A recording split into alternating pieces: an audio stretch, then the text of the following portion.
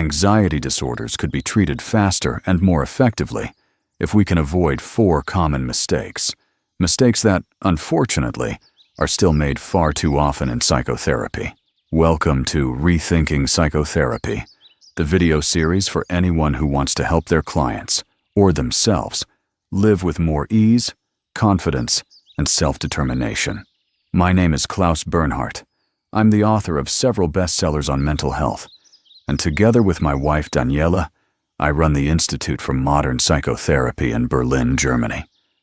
But enough introduction. Jump straight into the first and probably most damaging mistake that can happen when treating anxiety disorders: mishandling a client's psychological reactance. Psychological reactance, sometimes called subconscious resistance or blind opposition, is a widespread phenomenon, and it tends to be especially strong in people with anxiety. You've probably seen this. You discuss clear next steps with a client. They agree it would be helpful. And then, by the next session, nothing's been done. Or worse, they've done the exact opposite. This pattern runs through much of psychotherapy, and the dynamic behind it is reactance. Therapists frustrated by seeing their clients' progress stall because of reactance often don't realize it can actually be turned into an advantage. With one small shift, you can redirect that resistance so it speeds up healing instead of blocking it. A quick tip for spotting reactance in action.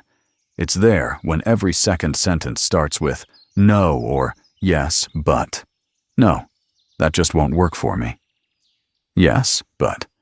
What if my partner, family, or boss doesn't support it? No, I just can't do that right now. Yes, but what if it fails and I end up feeling even worse? In reactance mode, anxious clients can plan and visualize failure far more vividly than success. And if you try to encourage them in this state, it usually backfires. The brain automatically counters every positive suggestion with a no or yes, but. Let's take a closer look at this using a typical example. Let's assume that a 46-year-old woman comes to you for therapy because of acute anxiety. The anxiety is particularly extreme on her way to work, while she usually feels fine on her free weekends. The woman reports that she has been dissatisfied with her job for years. Therefore, you encourage her to look for a new job. If you've been in this situation, you can probably guess how she responds. Yes, but at my age, it's not so easy. And if my boss finds out I'm looking elsewhere, I might lose my job and have nothing. You could keep trying to reassure her, but the decision not to change jobs is already made. Worse, every attempt you make to convince her only strengthens her resistance. Her brain is automatically collecting more reasons to reject your advice. However, if you are able to trigger the woman's psychological reactance with the help of a linguistic trick in such a way that she does not block it, but instead accelerates the necessary change, then you can often achieve a significant improvement in these patients within a few weeks. And here's the trick. Phrase your response so her reactance works for you, not against you. All you need is the word exactly, followed by a humorous exaggeration of her worst fears. In this case, you could say to the patient, for example, exactly. At 46, you're definitely way too old for a new job. Employers always prefer younger women, especially those who could get pregnant and disappear for months. Clearly, you have no choice but to tough it out for another 21 years. Good luck. Now her reactance kicks in, but this time it's pushing her toward change.